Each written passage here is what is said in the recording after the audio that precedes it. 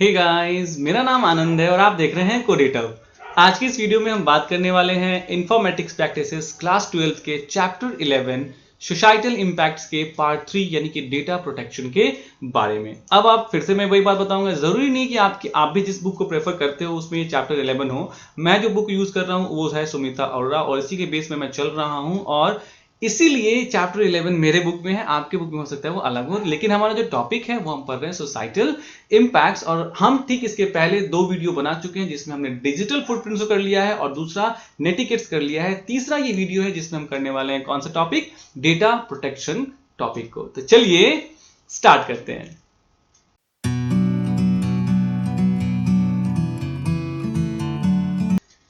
तो सबसे इंपॉर्टेंट चीज डेटा प्रोटेक्शन क्या होता है। हालांकि आज के टाइम में शायद ही कोई ऐसा जो मतलब कह सकते हैं कि कंप्यूटर से जुड़ा हुआ बंदा हो जिसे डेटा प्रोटेक्शन और इसकी इंपॉर्टेंस के बारे में पता नहीं हो। फिर भी चलिए टॉपिक है, मुझे बताना पड़ेगा क्योंकि मैं कोई भी चीज सीक्वेंसली पढ़ाता हूँ। डेटा प्रोटेक्शन का मतलब क्या होता है, चाहे वो आपके इंटरनेट पे डेटा हो, चाहे वो आपके लैपटॉप पे डेटा हो, चाहे वो आपके मोबाइल में डेटा हो, इन सब डेटा को प्रोटेक्ट करना बहुत जरूरी होता है। क्योंकि अगर आपने थोड़ी सी भी लापरवाही की तो ये डेटा उन हाथों में जा सकता है जहां पे इसका मिसयूज हो सकता है और आपको पता भी नहीं है कि कितने कितने तरीकों से मिसयूज हो सकता है। इट हैज मतलब लॉट्स ऑफ वे। आप खुद सोचिए कि अगर आपके नाम से एक सिम कार्ड निकल जाए और उससे किसी को एक को धमकी चली जाए, ठीक है, तो कितना आप प्रॉब्लम में आ सकते हैं। आप समझ रहे हैं इस चीज को। मतलब आप कहोगे सर कि कैसे निकलेगा, कोई सिम कार्ड कैसे निकल सकता है। तो आप मान लो आप फोटो कॉपी कराने गए अपनी आईडी, एक फोटो कॉपी कराया वो गंदा आ गया, हल्का सा गंदा है, बोला नहीं नहीं ये मेरे को नहीं चाहिए, मेरे को फ्रेश दो। तो वो क्या करेगा, फ्रेश कर लेगा और वो वाला जो गंदा था उसको रख लेगा। बस बात खत्म। आपको एक आईडी चाहिए थी, फ्रेश या खराब नहीं चाहिए थी ना उसे, बस उसके नाम पे सिम निकाल के और जो भी करना है वो कर लेगा। इसका मतलब क्या हुआ कि आप कभी भी अपना डेटा जो कहीं भी आप यूज कर रहे हैं बहुत ही कॉशियसली यूज करना है ताकि कोई उसका मिस यूज ना कर पाए। तो वही चीज लिखा हुआ डेटा प्रोटेक्शन के बारे में कि this refers to the practices, safeguards and bending rule put in place to protect our personal information. यानी हमारे ये एक तरह से वो प्रैक्टिसेस हैं, वो सेफ गार्ड्स हैं, वो रूल्स हैं जो हमारे पर्सनल इंफॉर्मेशन क्या करते हैं, प्रोटेक्ट करते हैं एंड इंश्योर कि आपका जो डेटा है वो आपके ही कंट्रोल में है, आपके डेटा को कोई और कंट्रोल नहीं कर रहा है। इन शॉर्ट में हम कह सकते हैं we should be able to decide whether और not we want to share some information. यानी अगर कोई डेटा हमारा है तो मुझे हमें ये राइट होना चाहिए ना, हमें पता होना चाहिए कि हम इसको शेयर करना चाहते हैं या नहीं करना चाहते हैं। ऐसा नहीं हो कि हमारे डेटा को कोई और जो है वो क्या कर दे, शेयर कर दे, और हम नहीं चाहते थे वो शेयर हो। ठीक है, कौन हमारे डेटा को एक्सेस कर सके, कितना देर एक्सेस कर सके, फॉर व्हाट रीजन, किस रीजन से कर सके, कौन इसे मॉडिफाई कर सके, और बहुत सारी चीजें। मतलब डेटा हमारा है, हमारा डेटा है तो ऑब्वियस ही बात है हम इसको मैनेज करेंगे, चाहे वो किसी भी तरीके से मैनेज करें। हम जिसको एक्सेस देंगे वो एक्सेस कर पाए, हम जिसको बोलेंगे ठीक है तुम मॉडिफाई कर सकते हो वो मॉडिफाई कर पाएगा। हम मतलब कहने का मतलब कि सारी चीज डेटा मेरा, तो ऑब्वियस सी बात है हम उसके मालिक हैं तो हमें उसका पूरा का पूरा हम क्या कह सकते हैं, हक चाहिए। तो ऑब्वियस सी बात है अगर आप ऐसा चाहते हैं तो आपको अपने डेटा को प्रोटेक्ट करके रखना पड़ेगा। अगर आप अपने डेटा को प्रोटेक्ट नहीं करोगे तो ऑब्वियस सी बात है कि कोई और आपका डेटा ले जाएगा और आप बस बैठे रह जाओगे। ठीक है, और ऐसा आप बिलीव कीजिए मेरे साथ भी हो चुका है। तो अगर इतना टेक्निकल सेवी होने के बावजूद मेरे साथ ऐसा हो चुका है तो मतलब किसी के साथ हो सकता है। ठीक है, so be beware about that.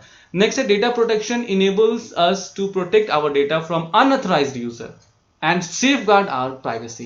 यानी कि डेटा प्रोटेक्शन हमें इनेबल करता है कि हम क्या कर सकते हैं, अपने डेटा को प्रोटेक्ट कर पाए अनऑथराइज यानी कि जो उसका यूजर नहीं है उससे, and safeguard our privacy, और अपने प्राइवेसी को हम क्या कर पाए, सेफ रख पाए। तो this is called what, data protection. Now अब क्या आता है, कॉन्सिक्वेंसेस ऑफ अनप्रोटेक्टेड डेटा या डेटा ब्रीचेस।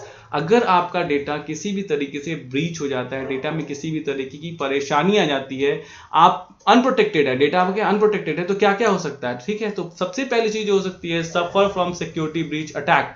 आप पे किसी भी तरीके का अटैक आप पे नहीं मतलब आपके डेटा पे अटैक हो सकता है अगर वो अनप्रोटेक्टेड डेटा है, आपने डेटा को इंटरनेट पे अनप्रोटेक्टेड फॉर्म में रखा है, उसको प्रोटेक्ट करके रखा ही नहीं है, तो क्या हो सकता है, सिक्योरिटी ब्रीच हो सकती है, आपके डेटा को चुराया जा सकता है। ठीक है, दूसरा है फिजिकल डेटा लॉस, यानी कि फिजिकली भी डेटा लॉस हो सकता है। फिजिकल डेटा लॉस का मतलब क्या हुआ, आपका जो प्राइवेट इंफॉर्मेशन था वो भी इंफॉर्मेशन गायब हो सकता है। Hit with a virus, virus से आप जो हिट हो सकते हैं, right. Next, targeted by hackers, आपको हैकर्स टारगेट कर सकते हैं। सफर फ्रॉम डीडीओएस यानी कि डिस्ट्रीब्यूटेड डेनियल ऑफ सर्विसेज, यानी कि आप डीडीओएस से भी सफर हो सकते हैं। अब ये क्या होता है, ठीक, इसके बाद मैं आपको बताता हूं कि ये DDoS क्या होता है। ठीक है, मतलब क्या हुआ कि अनप्रोटेक्टेड डेटा है तो बहुत तरह की चीजें हो सकती हैं। आपका डेटा किसी भी तरीके, किसी हैकर के जरिए जो चुराया जा सकता है, किसी भी दूसरे तरीके से आप उसको यूज कर सकता है, मतलब वो उसको यूज कर सकता है, उसकी वजह से आपको लॉस ऑफ मनी हो सकता है। आपकी जो इंटेलेक्चुअल प्रॉपर्टी है, इंटेलेक्चुअल प्रॉपर्टी जो आपकी बनाई हुई डिजिटल डेटा है, आपका बनाया हुआ डिजिटल इंफॉर्मेशन है, वो जो है वो रिस्क पे आ सकता है। और आपके सिस्टम को, मान लीजिए आपने कोई वेबसाइट जो है वो अनप्रोटेक्टेड वेबसाइट बना रखी है, तो वो वेबसाइट हो सकता है कि उस वेबसाइट को वो डाउन कर दे, तो डाउन टाइम आपको क्या करना पड़ेगा, फेस करना पड़ेगा। मतलब क्या है कि आप इतना जानिए कि आप किसी भी फॉर्म में जब अपना डेटा रखते हैं, जैसे मैं अपनी वेबसाइट एक बनवाता हूं, तो उस वेबसाइट में भी मैं अपना डेटा डालता हूं ना कि हाँ कौन कौन सी चीजें क्या क्या है क्या नहीं है, तो उस, और साथ ही साथ जब मैं उसमें ये भी ऑप्शन देता हूं कि यूजर्स जो है वो रजिस्टर कर सकते हैं खुद को, तो यूजर का डेटा भी मैं स्टोर करता हूं। इसका मतलब क्या हुआ कि मैं जो भी डेटा या तो कलेक्ट कर रहा हूं या तो जो भी डेटा मैं शो कर रहा हूं, उससे मुझे प्रोटेक्ट करके चलना पड़ेगा, ताकि हैकर्स जो हैं उन पे, मतलब उन पे हावी ना हो पाए। वैसे तो बड़े बड़े वेबसाइट्स हैक हो जाते हैं, बट इसका मतलब ये नहीं होता है कि हम अपना पैसा जो है रास्ते पर रख के सोएं।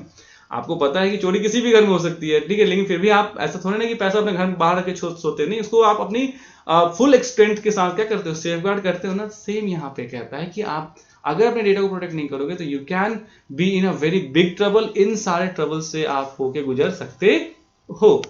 नेक्स्ट है जो मैंने बताया यहाँ पे, DDoS क्या होता है, व्हाट इज DDoS, ये समझिएगा ये DDoS क्या होता है। ठीक है, तो DDoS का full form distributed denial of services, ये क्या होता है, तो DDoS stands for distributed denial of services which is also a type of cyber attack. ये भी एक तरह का साइबर अटैक होता है। Its main aim is to terminate, इसका मेन एम क्या होता है, टर्मिनेट करना या स्टॉप कर देना किसी भी ऑनलाइन वेब सर्विस को।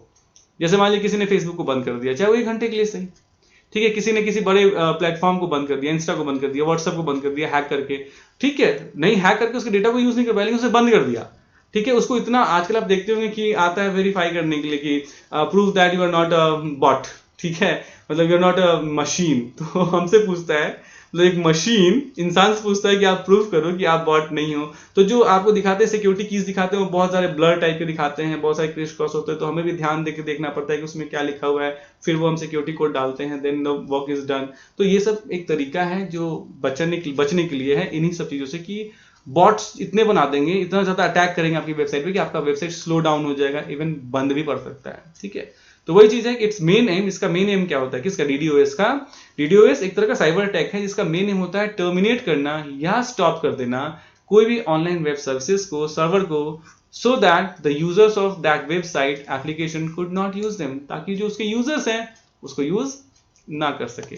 ठीक है, now how we can protect our personal data online. अगर हम अपने पर्सनल डेटा को ऑनलाइन प्रोटेक्ट करने की बात करें तो वो हम कैसे कर सकते हैं, तो सबसे पहली चीज होती है थ्रू इनक्रिप्ट आवर डेटा। हम अपने डेटा को हमेशा इनक्रिप्टेड फॉर्म में रखें।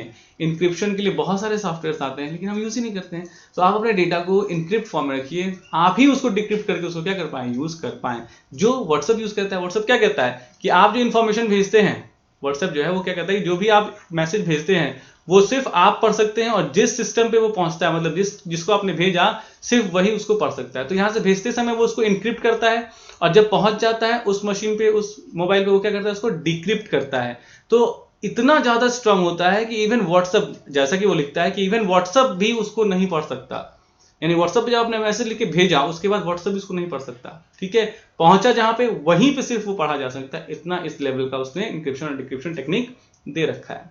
नेक्स्ट है कीप पासवर्ड्स प्राइवेट। पासवर्ड दुनिया में सब किसी को मत बताइए। Don't over share on social media networking site. अपनी हर चीज जो है वो ओवर शेयर मत कीजिए, क्योंकि इसी से वो अंदाजा लगाते हैं कि आप क्या क्या पासवर्ड रख सकते हैं। यूज सिक्योरिटी सॉफ्टवेयर, हमेशा सिक्योरिटी सॉफ्टवेयर को यूज कीजिए। Avoid fishing emails. Fishing emails आती हैं, बहुत लालच देती हैं, आप $10,000 जीत चुके हो, आप $5,000 जीत चुके हो, आपको ये करना है, फोन करो, रिप्लाई बैक करो, तो उस तरह के फिशिंग ईमेल्स पे मत ध्यान दीजिए। Be wise about wifi. कोई भी वाईफाई यूज मत कर लो, अगर अगल बगल दिखा कि ये वाईफाई जो है वो, अरे वाह ये वाईफाई तो बिल्कुल ओपन है, इसमें कोई सिक्योरिटी की नहीं है, मत फटाक से यूज करो, क्योंकि वाईफाई के जरिए भी आपके डेटा को चुराया जा सकता है। ठीक है, नेक्स्ट है safely dispose of personal information. आप जो भी पर्सनल इंफॉर्मेशन रखते हो इंटरनेट पे उसको बहुत सी सेफली रखो। हालांकि ये कहा गया है कि अपना पर्सनल इंफॉर्मेशन कभी भी इंटरनेट पे नहीं देना चाहिए, बिकॉज बड़ी बड़ी जैसे जीमेल इवन सेज कि आप अपना इंफॉर्मेशन मत रखिए पर्सनल इंफॉर्मेशन, क्योंकि जीमेल भी हैक हो जाते हैं। तो आप समझ सकते हैं कि आप पर्सनल इंफॉर्मेशन अगर रखते हैं जीमेल पे या किसी भी जगह पे तो बहुत ही वो हाई रिस्क पे होता है, unless and until it is very well protected. तो ये था सब कुछ आपके डेटा प्राइवेसी के बारे में कि डेटा प्राइवेसी क्यों इंपॉर्टेंट होती है, क्यों आप इसको सिक्योर करके रखते हो और क्या इसके प्रॉस एंड कॉन्स हो सकते हैं। तो आई होप आपको ये वीडियो, ये एक्सप्लेनेशन पसंद आई होगी। अगर आई है तो प्लीज लाइक, सब्सक्राइब और शेयर कीजिए। Thanks for watching the video. Thanks.